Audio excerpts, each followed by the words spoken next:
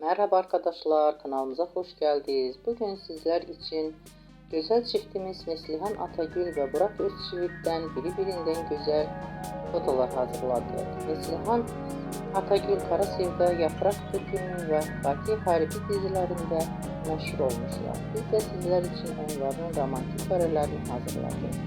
Bu videoların devamlı gelmesini istiyorsanız kanalımıza abone olup yorum yazmayı unutmayın. Herkese teşekkürler. Bizden bu kadar.